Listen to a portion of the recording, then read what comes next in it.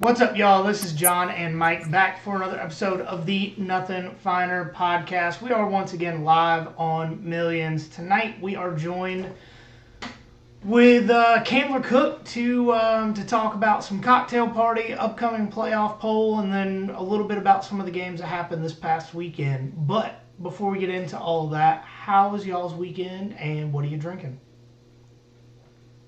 My weekend was great. Obviously, there was no dogs game to watch, but plenty of entertaining football yesterday. The Falcons, as usual, had everyone's heart wrenched around every single play of will they mess up or won't they mess up. And I've got a good old mango White Claw to drink. Oh, there you go. There you go.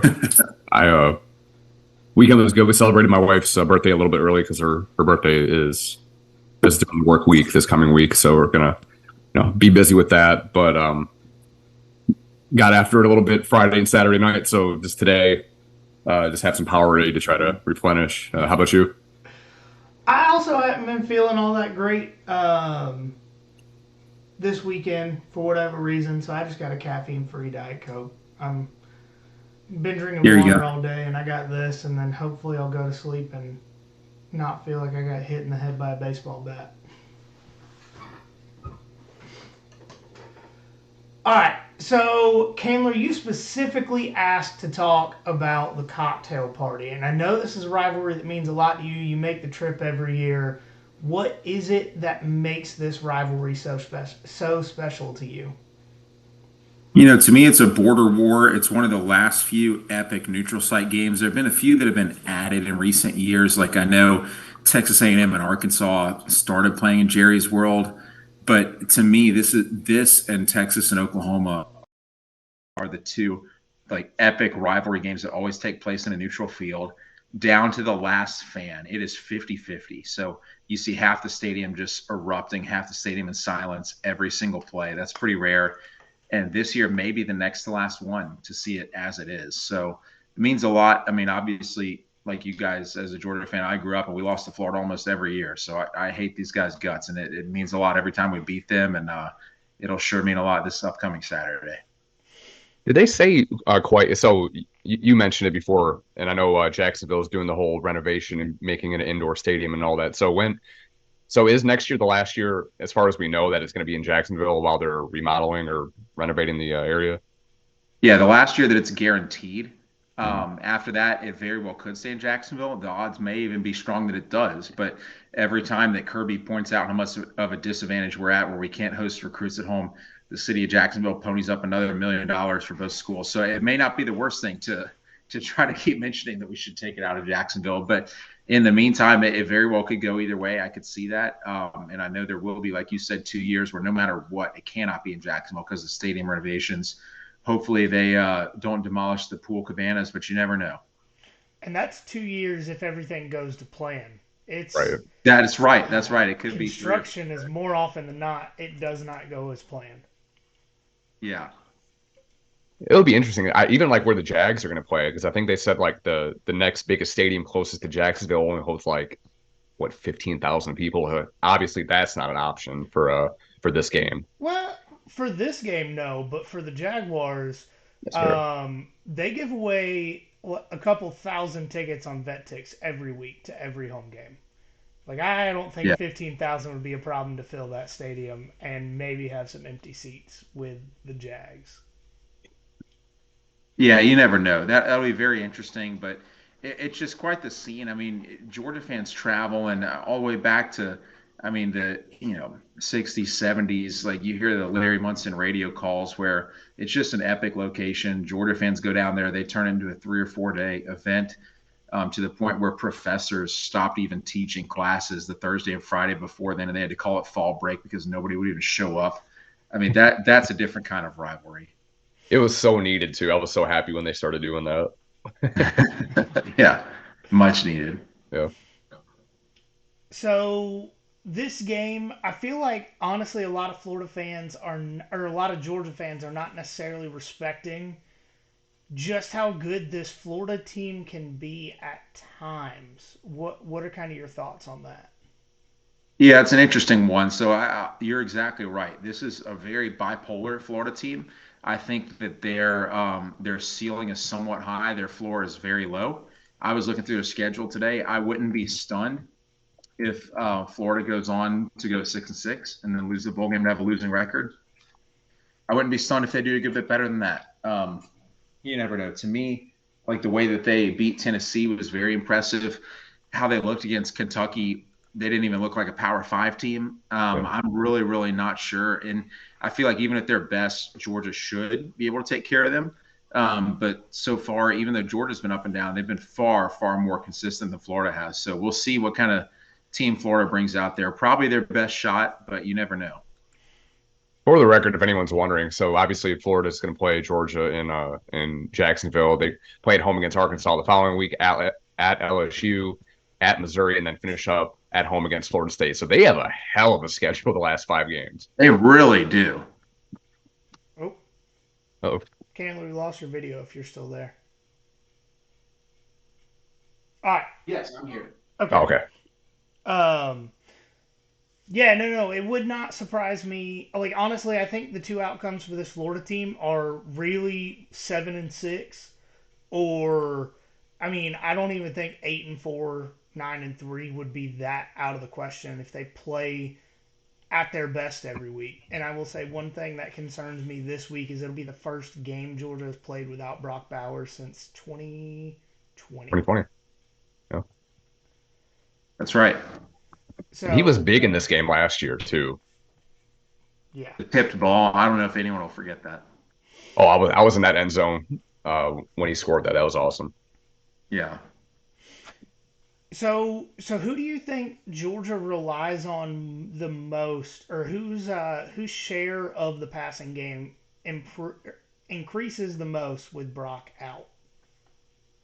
I feel Lad McConkey. He's healthy at the right time. And I hate to say it, but when we were talking preseason, I mentioned that I don't think any Georgia receiver would have 1,000 yards receiving just because of the depth there. And Brock probably would have, but now, I mean, it's definitely nobody will. But I think the guy who is in position to pick up the lion's share of that is Lad. I'd love for, to me, Dominic Lovett's been great. He's been exactly what we wanted. Same with Rod Thomas. Jack Saints, Rosemary Jack Saints continue to improve. I haven't seen that much of Arian Smith. I'd love to see more than just, pull him out of a closet whenever we need a Hail Mary against Ohio State. But, to me, it's got to be Lad McConkey. So I did just do some math. Uh-oh. If Brock comes back for a potential SEC championship game, he could have 3 games at the end of the season. And he would Yeah. only need 144.3 yards per game in those 3 games to get to 1,000. The way you say only.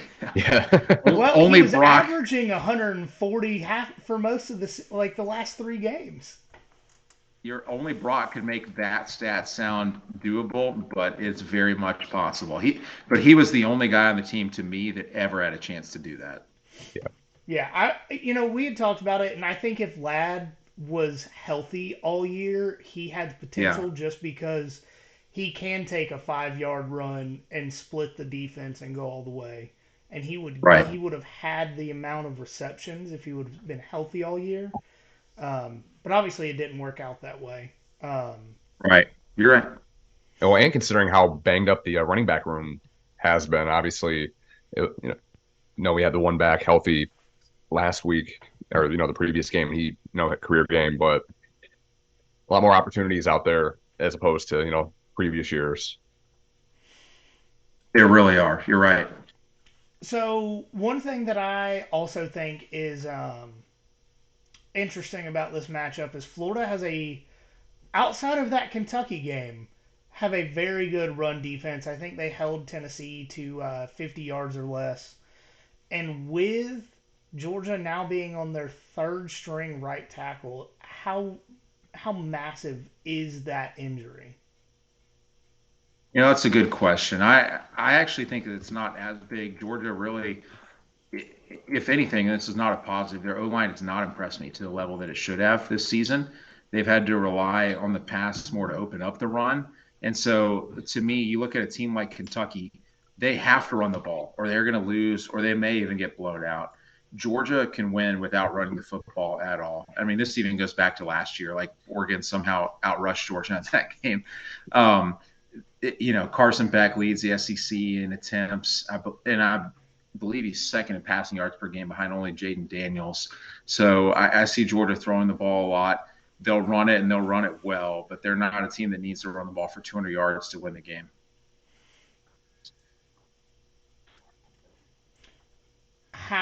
What's your level of concern when it comes to Ricky Pearsall probably coming out of the slot on Tyke Smith?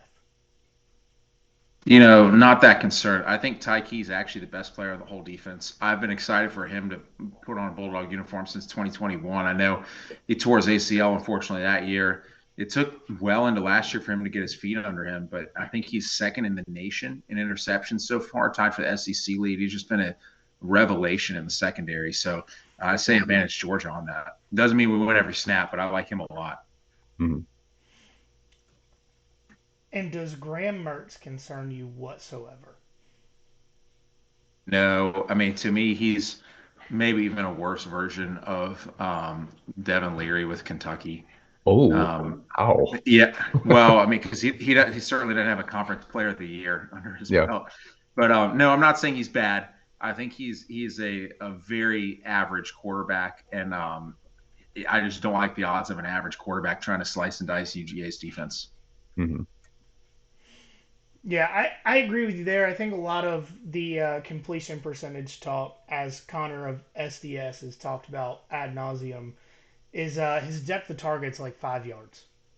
Yeah, So I know he's his best when he throws the ball backwards behind the line of scrimmage, and honestly, he's at his very very best when the game is completely out of hand and no one has any expectations on him ever scoring another point. That's when he's really made his best impact, and so um, I'm not as worried. I think Florida has a lot of athletes like they always do. To me, their defense is more talented. They've got a couple above average guys at running back, but I just don't see their quarterback as being one of the scariest guys this year. To me, he's like a less athletic, less accomplished version of Richardson. same number. A lot of comparisons there. I will say with Florida's defense, they did give up 39 to South Carolina last week. So eh, they had the potential of yes, being like, really good, but yeah, yes, but what Spencer Rattler has done this year is not getting near enough praise with that that's fair. terrible offensive line. If Spencer Rattler had a mediocre offensive line, he would probably be in the Heisman conversation because of what he's doing without a good offensive line. I think you're right. I was talking to a South Carolina buddy of mine, and he said his hope for this week, now meaning yesterday, was that hopefully they could set a few traffic cones out there and slow the D line up a little bit. But that's about what they've been dealing with. I mean, this guy's been elite. He had about a perfect first half in Athens against UGA. Obviously, his second half didn't go his way, but just a Heisman caliber season behind a team that just totally gives up on him. He definitely deserves better. I want to say he has at least one more year of eligibility, right? I think so. Because of COVID, I think that's right. So he could come back. I also don't know what else he has left to prove. Mhm. The NFL tends to find guys no matter where they're playing. I mean, you hear of quarterbacks that go on to do well in the NFL that played for, D2 schools or something. And so part of me wonders if he's staring at a top half of the first round pick. What do you have left to prove? Do you need to get banged up against an SEC slate and, finish 6-6 again for everybody to love you? I'm not sure. And I'm just throwing it out there. What if Caleb Williams going to go to the NFL and probably flame out there? Spencer Rattler makes kisses and makes up with Lincoln Riley, goes out to LA, and it's just the same thing over again. But Put up the the stats. problem with that, the offensive line at USC isn't It's not that better. much better than South Carolina's. No, that's true. That the only thing better than that would have been if JT Daniels would have considered coming back to Georgia over the offseason, but alas, it was not meant to be. Well, Yeah, I mean, to be fair, for Spencer, he could go to the better, more well-known USC and at least get some more eyeballs, That's some more NIL money, all that. that's very true. I think if Spencer Rattler comes back, he's just going to go to the team that needs a quarterback with the best offensive line. Like Spencer Rattler to Notre Dame. Kentucky. Sam Hmm? Hartman's leaving this year. Notre Dame would be an option. Yeah, it would be. Okay. Yeah, Y'all want to talk about the playoff poll? It's coming out next Tuesday? I think it is. I believe so. I don't remember if it's Monday or Tuesday. I think it's usually Tuesday. Okay. Um. So first question: if the poll came out today, what would be your top six, Candler? So one thing I know about the playoff poll is that it's not about how you won. It's just resume. It's who have you beaten so far. Georgia's schedule is so backloaded to me. They've looked ugly doing it. I have so many questions about their offense, and I don't necessarily think they'll go undefeated. But I think you've got to put Ohio State number one. Their wins over Notre Dame and Penn State will resonate a lot because those teams have been dominant outside of when they played Ohio State. I would think number two at this point, probably Washington. And then I think three, Georgia. And I hate saying that, but so far Georgia's, faced one team that was ranked at the time of the game, who's obviously, well, at least as of what I saw earlier today, not ranked anymore. Maybe they'll get back into the polls. But so I just think that they're kind of deserving that spot. But I also think that this is going to settle itself on the field.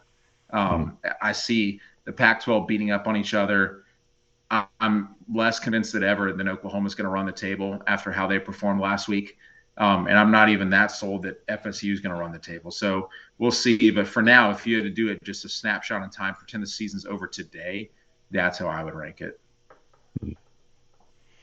Who would close out the? Who would be 4, 5, and 6 in there for you? Oh yeah, good question. I would say barely FSU for Oklahoma 5, and then 6 would be I'd say actually 6 Michigan. I know some people may like take offense to that, but who's Michigan beaten? They haven't played anybody. They look good, but Mhm. anyone would look good against their schedule. And so I don't really have questions about Michigan, but it's just that they played nobody. I don't know what kind of team they have. They don't even know what kind of team they have yet.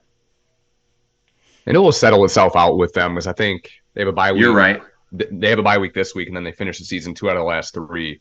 They go to Happy Valley, then they finish at home in the game against Ohio State. So, And just that's quite a resume. So mhm. it'll fix itself. Oh, and they But got so Maryland in there far, too.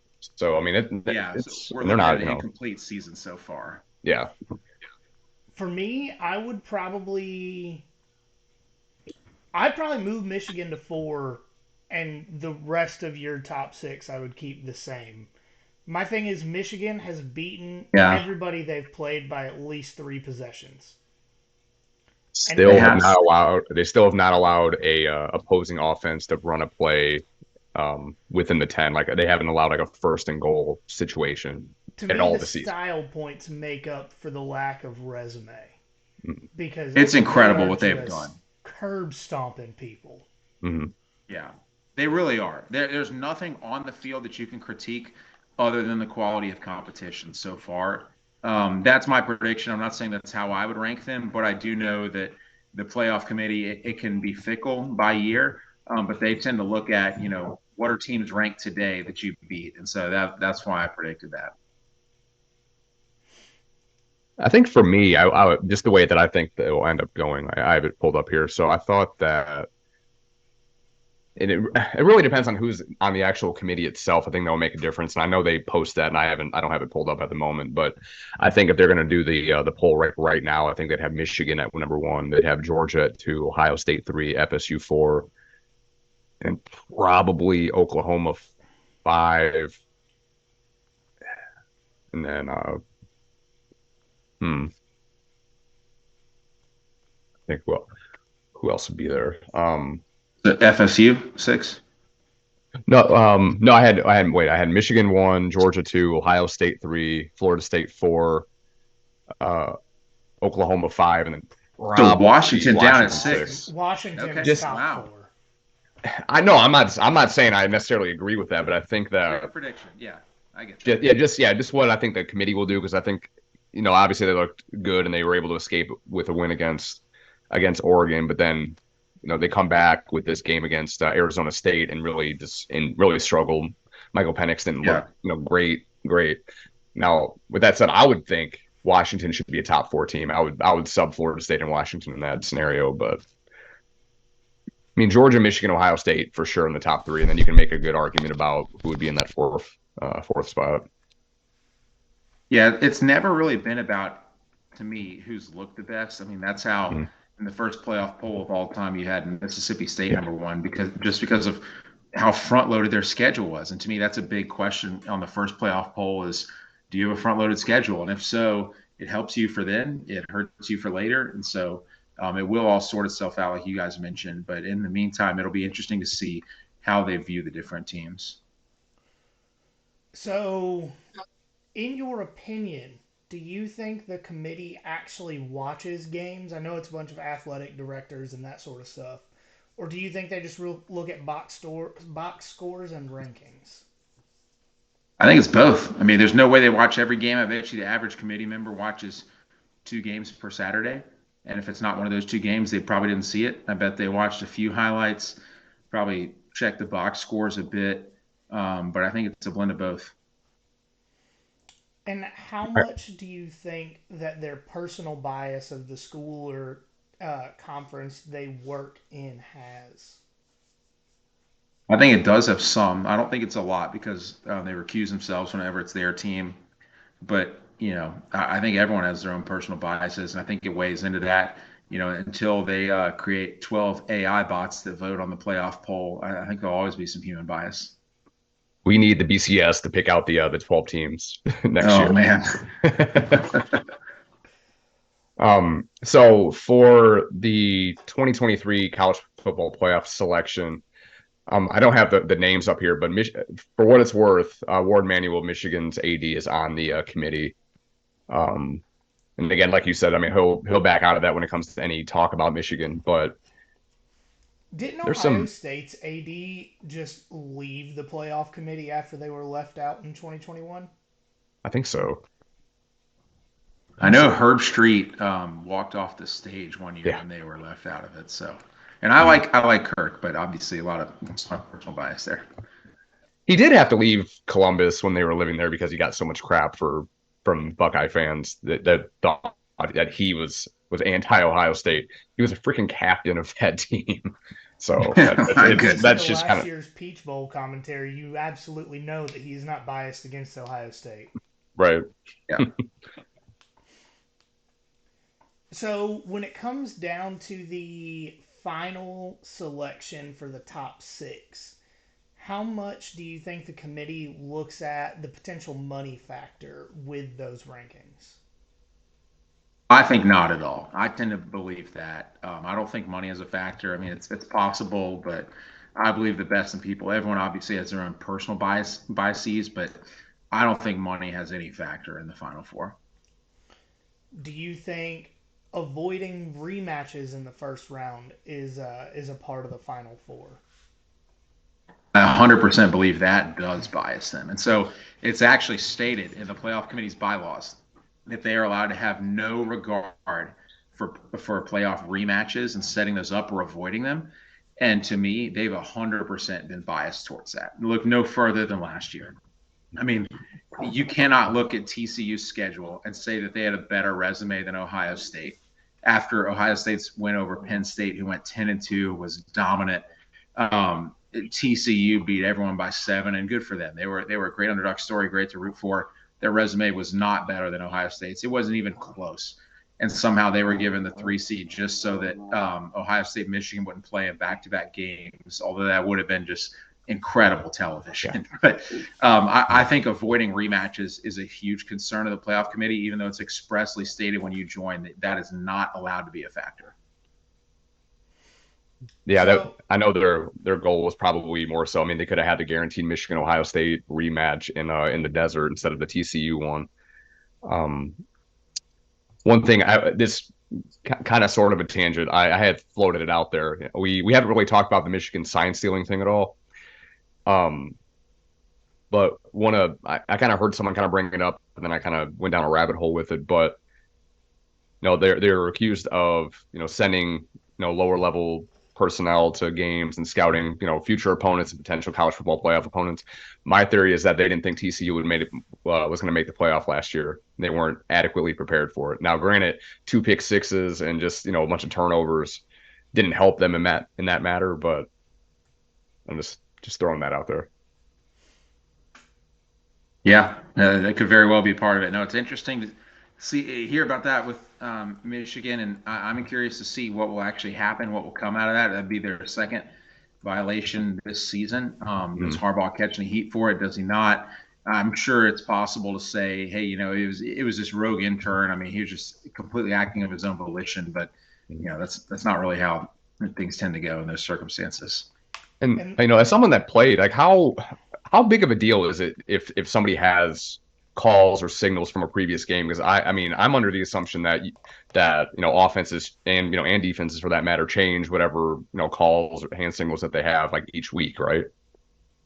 Yeah, I mean, we would change our signals all the time. To me, the biggest thing you can do is watch film on opponents, and Mm-hmm. you're going to get that because teams just exchange film. So I don't know if sending people there in person would really make that big of a difference at all. I know it's obviously not allowed, but to me, I can't even really think of many advantages you would gain from that. Everyone's so secretive these days. You change your signs so often. Mm-hmm. You even change your playbook every single week. There are different plays that are in and out based on the opponent, and so I really don't know if you'd gain that much of an advantage at all from doing that. Mm-hmm. I mean, Jim Harbaugh does a lot of things that don't necessarily give you an advantage. Drinking milk with steak. Um, wasn't he the guy that said, "Don't eat chicken. It's a It's a feminine nervous food." it's a nervous bird. You don't want Nervous bird. Yeah, yeah, yeah. So making sense is not Harbaugh's forte. Just throwing that out there. No, I mean it's hard to argue with the results he's had lately, but that's true. He's done a few things that have been questionable for sure. to. So, and this is something that we've kind of touched on before, and I've seen some people on social media talking about it. But if every conference championship is played with a one loss team beating an undefeated team, Hmm. so for the sake of argument, Alabama beats Georgia, um, UNC beats Florida State. I guess it doesn't really work in the Big Ten. Um, Iowa's not beating any of those teams in the Big Ten no, East. no. Well, and they have two losses now. So Oh, do they? Oh, I totally missed that. Yeah, they yeah, won. They lost 12-10 to Minnesota. That's right, the under hit. of Um, course. Texas beats Oklahoma, and then Oregon beats Washington in a rematch.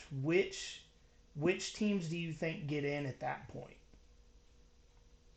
Yeah, what a question. I mean, like you said, with four of those conferences doing that to each other, to me, you'd have to put Texas in. If they would have avenged their loss to Oklahoma and they've got the road win in Tuscaloosa, so they obviously have the head to head on Bama, there's no way to exclude them. The Big Ten champ, I'm assuming, is undefeated in this situation, so they're in. Yeah, Um, oh, one loss Bama that's an SEC champ would be in versus a one loss Georgia that did not win SEC.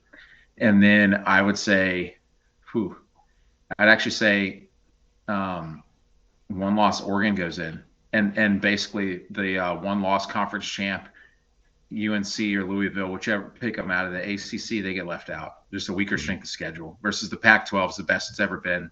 They're going to be able to put together a resume. yeah. That's kind of what I was thinking on that, but I wanted to float it out there and see what you guys were thinking on it. So in here, this isn't something we necessarily talked about doing, but I was thinking about it while grocery shopping earlier because I don't pay attention to the grocery store. My wife does that. Um, Doing a blind Heisman review, and so I've got players A, B, C, D, and E here, and their stats. So player A, and I think you guys all or both have the outline if you want to look at it. Yeah. Mm-hmm. Player A Team is undefeated. Not no, team has one loss. 2,089 yards, 19 touchdowns, 78.4% completion, 105 rushing yards, and 2 rushing touchdowns. Player B, 2,000 on an undefeated team, 2,576 passing yards, 20 touchdowns, 70.8% completion. No, no real rushing stats for that guy.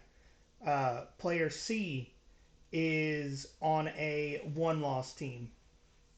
2,573 passing yards, 25 touchdowns, 73.1% completion, 521 rushing yards with 5 touchdowns. Player D is on a three-loss team, but has 2,420 passing yards, 21 touchdowns, 72.3% completion, no real rushing stats. And the last player is also on a one-loss team, 2,253 passing yards, 15 touchdowns, 69.7% completion, 134 rushing yards with 5 touchdowns. Yeah, so I mean, just looking at these, I'm different than your average voter. So I would actually throw out the win-loss record. To me, the best player could be on a team that doesn't have that good of a record. They may have a horrendous defense. That's not his fault. And so looking at it, I would say player C. I mean, you look at most overall, total yards, most overall total touchdowns, second highest completion percentage. Looks like quite the resume to me. Yeah, I'm the same with that. Absolutely, player C. I think I have a good idea about who that is. That would be my Heisman winner for sure, followed by player E, because I do have a little bit of a rushing uh, category there, but yeah, C for sure. So, Candler, who would be your number two? I would say it's kind of tough for me between E and A. I guess I'm probably barely going with player A. A bit lower on the total yards overall, but a ton of touchdowns, the best completion percentage. So it looks like a good resume to me. Is So, that Graham Mertz? player A, no, Graham Mertz is not in here. He doesn't have the Okay, he doesn't have the okay, yards. He doesn't have the oh, yards. okay. Player A, Bo Nix. Ooh, Yeah, not surprised. yeah. He's having a Heisman candidate caliber season. Mm-hmm. Player B, Michael Penix Jr. Player C, Jaden Daniels. Yeah, there we go. Okay. D is Shadur Sanders. Hmm. And E, does anybody have a guess on who E is? Because this, I feel like, is surprising a lot of people. I'm trying to even think who that could be. Probably not Dylan Gabriel. Is it? I don't know. Quinn Ewers? Is it Sam Hartman? It's Brady Cook. No kidding. Good for him. Wow. Yeah. Well, we'll get to see more of him in his next game in Athens. Yeah, Brady Cook. that shocked me when I looked it up. Wow. So, Good for him. yeah. And, last season and in this offseason, pretty much everyone was asking why he was still the starting quarterback. And turns out it was just the offensive play caller. Yeah. Yeah, he's having quite the year. I knew he was doing well. I didn't know he was doing that well. No, very surprised. It's positive for him. Love it for UGA's strength of schedule. So should be fun. For sure. Candler, do you want to talk about some of the games from the weekend with us, or do you want to get out of here? Up to you. Yeah, no, absolutely. I'd love to talk about some of the games from this weekend. I mean, you look at like you put on the summary, Penn State, Ohio State. I mean, very defensive game. I thought it would be, but I had no clue just the ineptitude of Penn State's offense. I mean, you look, they were top 10 in the country in total offense before that game. Like that performance is what made me say what I said about Michigan earlier. And that, like before Penn State played Ohio State, they looked phenomenal. They murdered everybody, but they had played no one. And so that's the same thing about Michigan. They've looked phenomenal and they've played no one. And so when Penn State has a top 10 offense in the country and it takes until the waning moments for them to even wake up and get a touchdown against the Buckeyes, I mean, that was just stunning to say the least. But a lot of concerns for Ohio State's offense. I mean, they're a far cry from what they were last year. Even if they are to beat Michigan, I still don't feel like there's a national title in the bag with the way that they're just struggle to move the ball. And it really just all comes to the most important position in the game, quarterback. And I like the reference. I heard that on TV a lot about Marvin Harrison, Maserati Marv. It was pretty funny. I like the reference a lot. It was good. I actually, that was my second favorite reference of his. The announcer Joel Klatt joked about how he was everywhere and compared him to Roy Kent during the live broadcast. So you got to love a good Ted Lasso reference.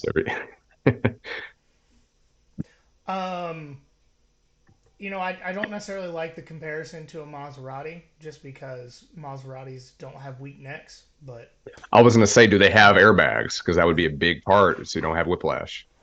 They're durable cars, for a little more Okay. durable than Marvin Harrison is, but If so, I was listening to something and they brought up the Maserati Marv reference, and someone had said that Kyle McCord would be a Honda McCord. I enjoyed Yeah. that quite a bit. That's why I had to throw that in there. stuck in first gear, I guess. Yeah. Oh, I don't even know a terrible car that starts with A for Aller because Altima 2004 Altima Aller. That's with the three different rust color shaking body off. panels.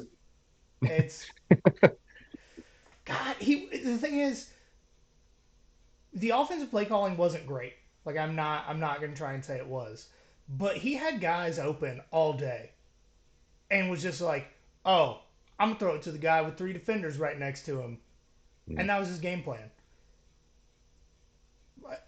Yeah, I don't even know if maybe the A stands for arrange alternate transportation or something for Drew Aller, but yeah, he's been wildly mediocre. Actually, looked terrible on the road almost every game of his career, and did not disappoint this time either. Mm-hmm. I will say Ohio State, as bad as their offense looked, that defense is legit. Like it's a championship Yes, level defense, but the offense.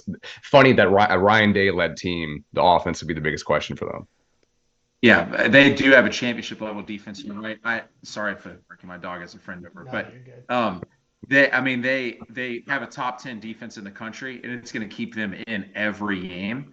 But gosh, if they're down late, in a championship game, I have no faith in their offense to deliver. They're throwing it back to like the Craig Krenzel days of Ohio State, where it's like he's not even a game manager at this point. No, he's just like you're trying to just hope that he doesn't blow it, and you know that he probably will, and your defense will have to bail you out. But yeah, Mm-hmm. he's what they've got. Yep. So I will say it was pretty terrible seeing Devin Brown go down in this game. Ohio State's backup quarterback that seems to be more mobile, so they put him in certain situations. I don't know what happened, but he was carted off the field right before the half. And as a backup, true freshman, especially a quarterback that wears number 33, that's not the kind of thing you want to see. No, Even if hate it to is see anyone Ohio get hurt. State. I agree. That was sad to see him get hurt. He played well. It was kind of interesting. One of his best plays, if you will, was actually, I thought, falling over at the opportune moment when Penn State kind of hit him like a little late after the whistle, but probably was not getting a flag thrown his way. And he did a somersault at the right moment, right in front of the official to make sure he got that flag. But to me, I said it at that exact second, and I just knew it, and it was absolutely true. Was that fumble that McCord had that went for a Penn State touchdown, and then obviously gets called back for a holding that had nothing to do with the play, and the ball wasn't going to get thrown that way anyways. That was the game. If Penn State doesn't commit that penalty, they win the game, and we're talking about them very differently. Although we're probably saying the same negative things about their offense that we're saying about Ohio State. But yeah, I hate to see Ohio State's quarterback get injured. To me, that means that they're stuck with McCord now more than ever. I know they were already going to ride it out with him. It's just it's tough to bench a quarterback if you're undefeated. Yeah, it's just hard to argue with that because at the end of the day, we live in a society that biases everything towards winning. And when you win, it covers up so many flaws. And when you lose, even if you did 9 out of 10 things right, everyone focuses on the 1 out of 10 things that didn't go that well. So that's kind of where the Buckeyes are right now. Yeah, and I think what we've learned about Penn State is that they're just always gonna Penn State under James Franklin. Like I feel like Penn Stating is the new Clemsoning. Yeah. Hmm. Yeah, no, I mean, the most exciting thing Penn State has done in the last few years was bring Keegan Michael Key in to give the team a pep talk at an opportune moment. So, Hmm. yeah, they're an also ran that's always in the conversation, and they just cannot get over the hump. Is Penn State was Penn State's peak under James Franklin 2016? Is that going to be the peak of his entire career? I think it definitely will. And if not, the peak of his career was 2013 Vanderbilt. I mean, that was an incredible team, found a way to beat Georgia, Florida, and Tennessee in the same season. So, Hmm. yeah, his best seasons are definitely in the rearview mirror, in my opinion. He reminds me a lot of Jimbo Fisher, maybe with a equally patient fan base behind him, getting paid a ton of money, got a long contract, and certainly never delivering any more championships. Hmm. It's tough. I honestly kind of feel for Penn State fans with that because it's a very similar argument to what Georgia had under Mark Richt. Like at what point is winning 10 games a season not enough? I don't know. I mean, they probably owe the universe some karma, so they maybe do another good 10 to 20 seasons of almost, but not quite. I'm not sure. So, but they've been knocking on the door for quite a while. Yeah. So Tennessee, Alabama. Um, I this was just a return to norm for what this rivalry has been over the last 5 years. Tennessee finds a way to get a lead, even though they're not near as talented, and then just stops playing football. That's kind of what this game felt like to me. Yeah. It was just, I mean, wild and frustrating. I was texting a good buddy of mine who's a Tennessee fan throughout that game, and he was so thrilled at the beginning, but still with no trust in the team. I mean, you cannot trust this Tennessee team to play well against a good opponent. And Bama this year has just been maddening. I feel like Bama is 3 points better than the worst team in America, but they maybe could beat anyone on any given day. So, um, surprising. Some of their 4th and 1 calls to go for it were just maddening. I mean, I have no clue what was going through the coach's head other than just making mistakes, obviously. But they really, really shot themselves in the foot, had the chance to get a big road win and push the program forward and start to, assert themselves in a rivalry that's really gone against them and just absolutely blew a glorious opportunity. We had talked about it a little bit before on the preview pod that we thought if Hendon Hooker and Hyatt were there, I think Tennessee wins by 2 touchdowns. It's just that Oh, big for of a drop sure. off. Yeah. Yeah, no, I agree. They've had such a drop off. To me, Bama's nowhere near as good as they were last year. They may finish with the same Mhm. record as last year. I think, like last year, they'll miss the playoffs again. But yeah, both those teams. I mean, they are not what they were a year ago. That was definitely an ugly game.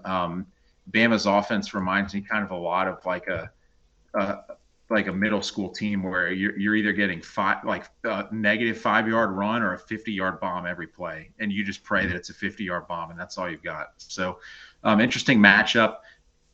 Heupel I think has bought himself quite a while with Tennessee, and I think their fan base is sick of the merry-go-round of getting a new coach every 3 or 4 years. But if he continues to underdeliver year after year, I'm not sure how happy they'll be with that. It may be like a Gus Malzahn Auburn situation. Has a couple elite years, has a lot of 8, 9 win seasons that are just okay, and it'll be interesting to see what the fan base thinks of it. But that could have set up just an epic Tennessee Georgia rematch in Neyland.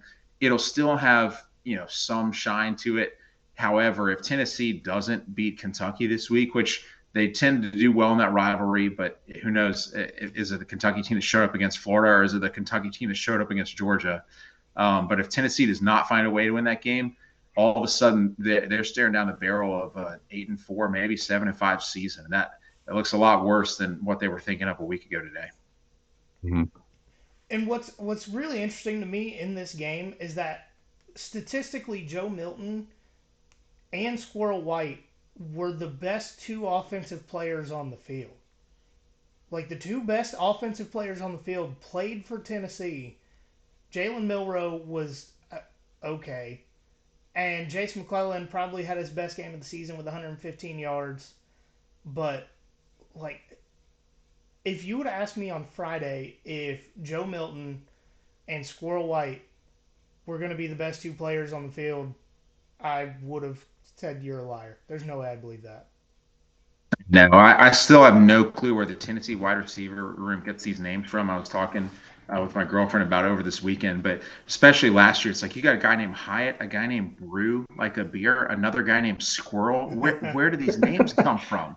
But they do have quite a lot of talented receivers. You're right. Squirrel White was the best player on the field for either team. Milton played well, far outplayed Milroe. But honestly, any day where you can say that Jalen Milroe did not make multiple catastrophic mistakes, that's a good day for him. He took a couple hits in the pocket that I was surprised he got up from. I mean, he's done that in the last few games too, like this blind side just getting destroyed. So, assuming that Georgia ends up playing them in the SEC championship, we could see continue to see some big hits like that. I mean, Yeah, no, I think you're exactly right. Dude's built like a tank. He just is a tank with no cannon. Yeah, he's tough. I'm not arguing his toughness. He probably has, roughly the situational IQ that a tank does as well. But very, very tough guy, and just, catastrophic mistake after catastrophic mistake. I mean, he's probably the most anti-Saban quarterback that I could ever imagine, because even back to the Greg McElroy days, whether you're talented or not, the quarterback position, it was just beat into their brain. Do not beat yourself up. Do not destroy what this team has going on. Do not be the reason we lose. And he just again and again makes those mistakes. And at this point, you are who you are, and so that's who they've got, and they're going to do their best they can with it. I tend to think that Jaden Daniels is going to truly have a Heisman moment against them and lead them to a win on the road, in which probably neither team plays any defense at all. But it's been an interesting roller coaster ride. I mean, this Bama team is unlike any other maybe in the last 40 years that Bama's had, just week to week. I mean, an Arkansas team that's probably fairly certain to go 0-8 in conference play this year had them totally beat on the ropes a week ago. And just obviously the running back tripped on the 50-yard line, like kind of like Kenny McIntosh did on the 20-yard line against Ohio State last year. And so it's been a wild ride, and it'll continue to be a wild ride. I mean, even yesterday, somehow, some way, Alabama had 2 turnovers, both by Jalen Milroe, and they somehow have a 2-possession win. The math doesn't math with this Alabama team. No, it doesn't. And I know Heupel took an uncomfortable pause to reflect on the officiating for that, but to me, a lot of it was the play calling. I mean, you go for it a couple times on 4th and 1 in your own territory for Tennessee. You don't score anything in the second half. Trying to run a triple option play out of the pistol on a 4th and inches, like what? That makes as much sense as having Isaiah McKenzie run a play on 4th down when you have Nick Chubb and Sonny Michel in the backfield. I know that. Yeah, exactly. We tried that against Vandy and it didn't work too well. But no, and Tennessee's secondary is to blame too. I know they have a top 10 defense in the country, or they did until they faced somebody good. But leaving Isaiah Bond wide open, I mean, you or I could have completed that pass. There was no one within 20 yards of him, and so they have no one to blame but themselves. But they had a great opportunity. They had a good lead on the road. But this year's Tennessee team is not last year's Tennessee team. One other question before we move on to Utah and USC. So, with Georgia having 5 games remaining, before the season, everybody talked about Georgia going to Knoxville to play Tennessee would be like the game that would decide the SEC East. At this point, with Florida, Missouri, Ole Miss, Tennessee, and Georgia Tech, where does Tennessee fall at in that list of teams that worry you the most going into the meat of the schedule? I would have to say they're number 2 in that list. I mean, Missouri's got to be number 1 because that game actually the winner of it is in first place, and so Georgia has to win that game. Tennessee already has 2 losses. They still have some tough opponents left to play, and so to me, it's got to be Missouri because, like you guys showed, Brady Cook's having a great season. His stats are wonderful. They're very, very close to being undefeated right now coming into Athens. But I think Georgia will show up. I think this will be a lot like the Kentucky game, and especially because they won't be taking them lightly. Last year, Missouri had our number. They probably should have found a way to win that game, but champions dig deep when it's needed the most. And so I think Georgia will do that again against Missouri. But that has to be circled right now as the biggest game of the season. And that Sure. Malachi Starks come from behind tackle to prevent them from getting that touchdown was the defining play in that game. It could have led the Yeah, championship DVD. Should have. Yeah. you're exactly right. So I think one of the most hilarious games of the weekend. Utah going to the Coliseum and beating USC for a third time in 2 years. And I know I said this the other day, but if Caleb Williams gets that part ownership in whatever team drafts him, Utah deserves 33% of his ownership because they own him. Like, there is no way, shape, or form that this Utah team should have put up, 34 points? Ever. Period. No, I think you're right. It's been such a rough year. I'm stunned that it took USC this long to start losing. I mean, they could have easily had losses before then. Caleb Williams, obviously not a role model. He's more focused on painting curse words on his fingernails than he is on his team trying to win a championship. But he makes a good villain for college football. I think everything's better when you have heroes and villains. And there's some guys you can root for. He's an easy guy to root against. So I think a lot of people are happy that they took another loss.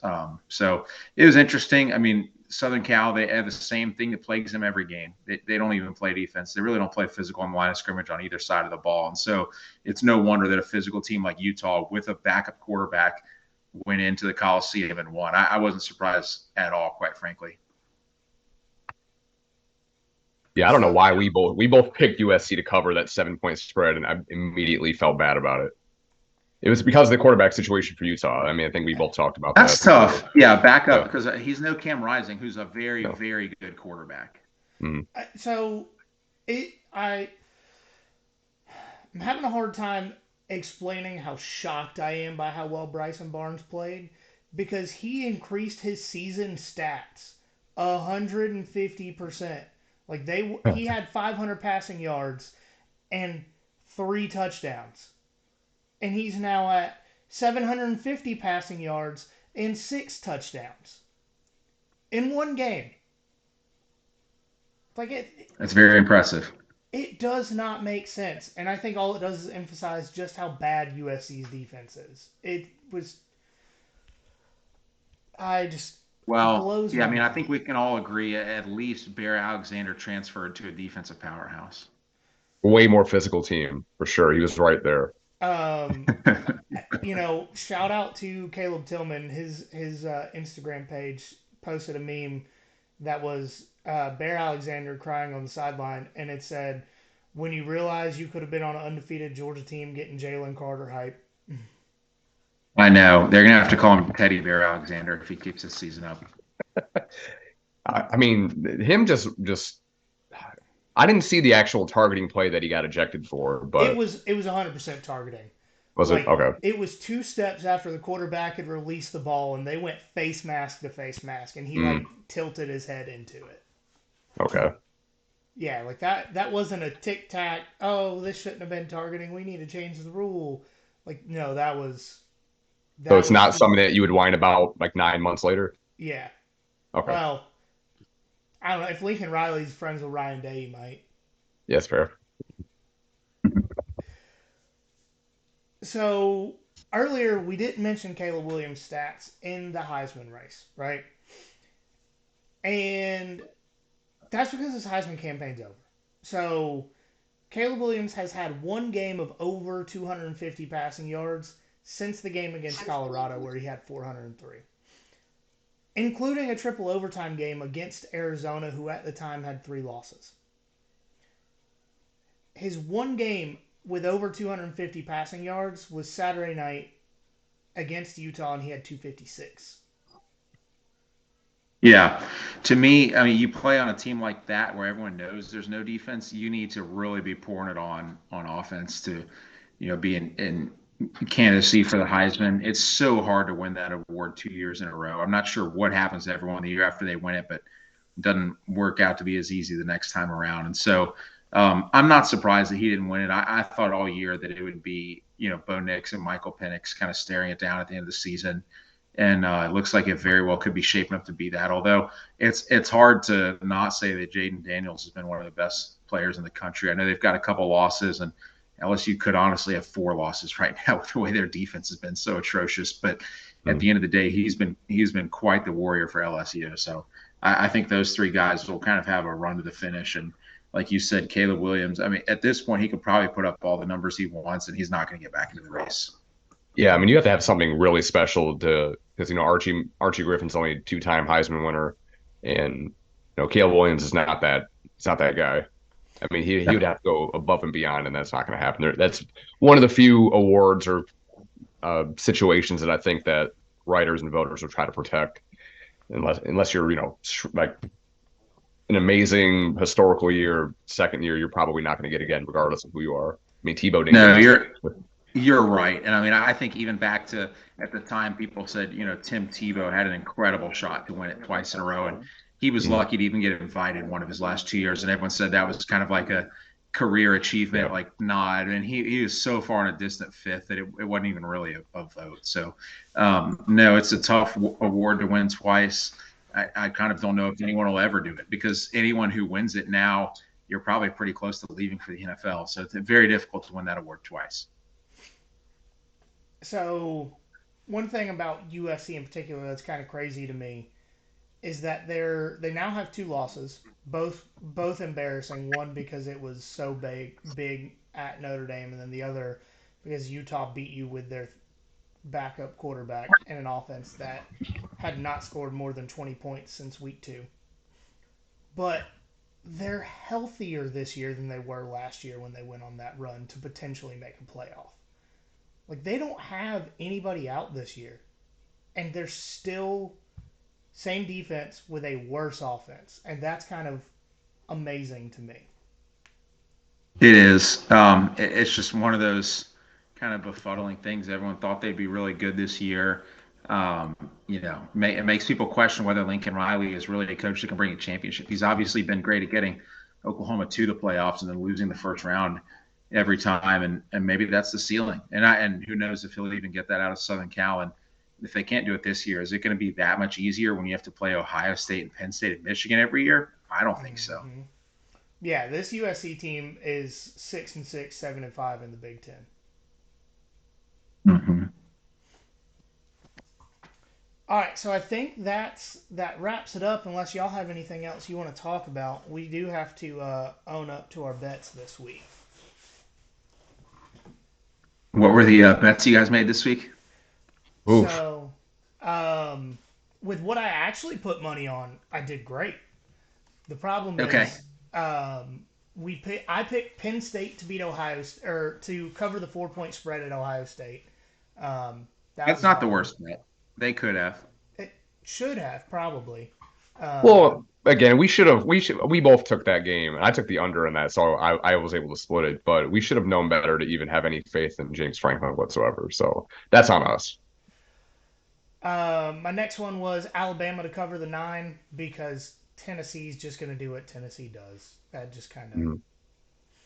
I was in on That that. bet looked horrible for about 95% of the game, and then you pulled it off. So well, nicely done. USC covering the 7. That was just because I had no confidence in Bryson Barnes, and I don't even think he had confidence in him until he saw that USC doesn't play defense. I think you're totally right. And you mentioned it too, like Utah almost had 250 yards rushing with that as well, and they still blew it. So Wow. I picked Washington to cover the 28 at Arizona State because Arizona State had only won one game this year, and they were 0-6 against the spread, um, including they were 20-point favorites over Southern Utah and won that game by 4 points in week 1. So Okay. Kenny Dillingham had one for me there. He pulled one out of the hat. Still lost, but the total wasn't even 28. Yeah, that's pretty wild. No, interesting surprise game for sure. And then the bets that I actually put money on: James Madison covering the 3.5 at Marshall. They won by like 30 points. I had Oklahoma with the points against UCF, which ended up dropping to 17. Um, they obviously barely won that game, and I made that bet because John Rice Plumlee was not supposed to play. Turns out he did, and didn't do poorly. Well, that changes it. Okay, we forgive you. Yeah. And then Mizzou to cover the 7.5. I thought that was one of the most egregious spreads of the weekend, so I put money on that one. And then Ole Miss minus 6.5 at Auburn. They ended up winning by more than enough, but it looked way too close for comfort for most of that game. Mhm. Well, I think they won by 7, so 6.5 was right on point. Yeah. So I was 4-4 on the week, but with what I actually put money on, I was 3-1. So I'll take that as a Nicely win. done. Mhm. Good win.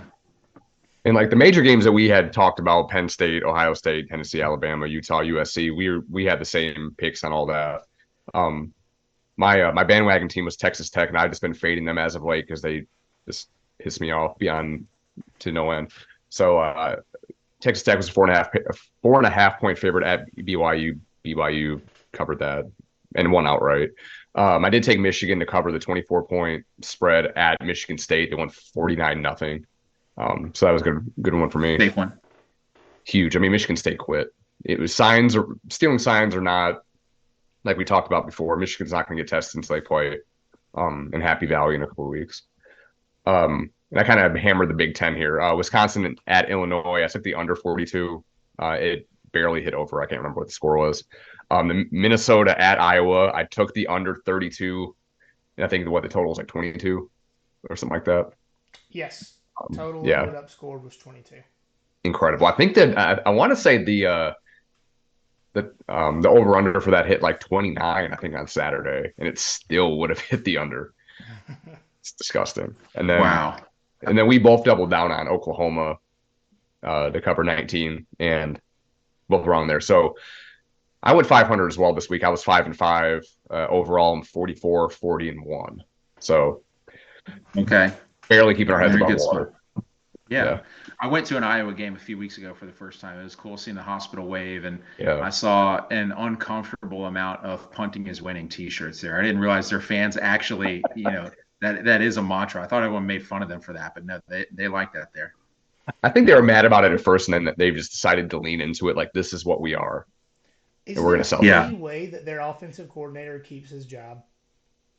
Well, it's contractually obligated. He has an amount of points that he has to score, and he either gets a raise or gets fired, and there's no in between. And he's obviously the son of the head coach, and I think they would have to double their scoring output from here on out in order to hit that. So Well, it's no, there's no 25 chance. points a game, and I think they're with scoring 10 on Saturday. I'm pretty sure they're at like 14 points a game on average. So they would Well, have it's to going to hurt score Yeah. them. like 40. It's gonna hurt them too if they end up making the Big Ten championship because they only. I mean, it's kind Oh, of tough now. ring. They're not gonna score 25 against any team from the Big Ten East, and then whatever bowl game they're going to be in, if that counts toward that 25-point average, they're not scoring 25 in whatever game that is. So, No, literally but no chance. I'm just throwing out there that maybe uh, Brian Ferentz takes over for Kirk at the end of the season and becomes head coach. So he gets fired from offensive coordinator, fails upward to become head coach. Keeps the Wow, nepotism what a strong in turnaround that Iowa. would be. Okay, maybe. I mean, that would be wild. James Coley would probably make their offense look new age. Yeah, I don't know. Oh, all right. So that's going to do it for us on this episode of the podcast. We are talking to Bobby Burchins about the Florida game on Wednesday night. So we will be live then if you'd like to join us there. If not, the episode will be out on Thursday on audio platforms. Follow all of our social medias: Instagram, nothing.finer.pod, Twitter @finerpod, Facebook and YouTube. Just search us there. Rate and review the show 5 stars. Send us a screenshot. We will send you a sticker. And As always, guys, remember there is nothing finer in the land. And a drunken, obnoxious Georgia fan.